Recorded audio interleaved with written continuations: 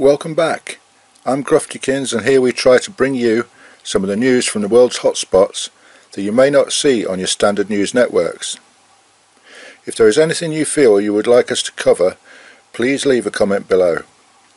Today's stories are: new Chinese destroyer better than US equivalent. President Trump says era of strategic patience with North Korea is over. And China sends elite troops and attack helicopters to Korean border. So let's get into it.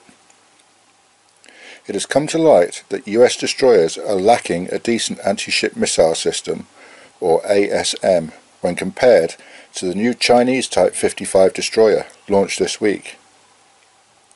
Following the end of the Cold War in the 1990s, the US Navy saw little point in developing more advanced ASM systems, as there appeared to be no rivals to challenge them. Unfortunately, this mentality continued until suddenly the Russians and Chinese have appeared with supersonic and even hypersonic ASMs. Although the US Navy have Tomahawk missiles with a range of 1,000 nautical miles, these are subsonic and therefore much easier to intercept. The new Chinese destroyer has been fitted with working long-range supersonic missiles that could reach its target in less than 30 seconds. And makes the US fleet highly vulnerable. This tips the balance of power, particularly in the Pacific, and could spark a dangerous arms race. It also gives the Chinese a very real advantage in a first strike scenario.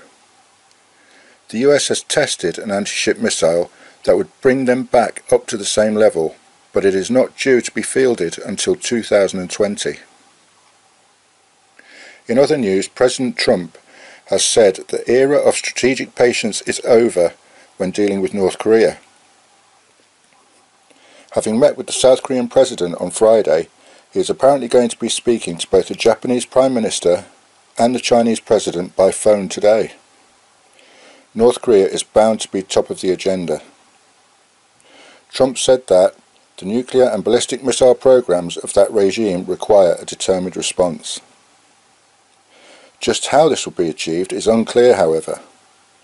North Korea has so far ignored all sanctions and all threats, and China has basically said that if the US thinks that China can influence Kim Jong-un's regime, then they are very much mistaken. As expected, the North Koreans responded with threats to destroy the US and its forces across the peninsula.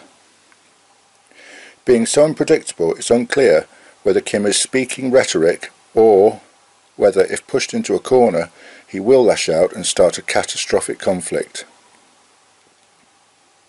And finally, with tensions rising and the possibility of conflict a very real possibility, China has sent its version of the elite SAS to the Jilin province on the border with North Korea. The Chinese 15th Airborne Army are undergoing intense training in the region, and have been joined by WZ-10 attack helicopters, commonly known as Fierce Thunderbolts. China has said this is a strategic move and not a preparation for war, in the hope that it may deter the US from undertaking military action. However, it also has been reported by Chinese media that Beijing are making sure they are prepared in case tensions get worse and end up in all-out war. If that happens, they are now in a position to annex North Korea, or at least try to prevent South Korea, and therefore the US, taking over the North and having a Western power on their border. How all this will play out is anybody's guess. As always, we will try to keep you informed, so please hit that subscribe button for further updates.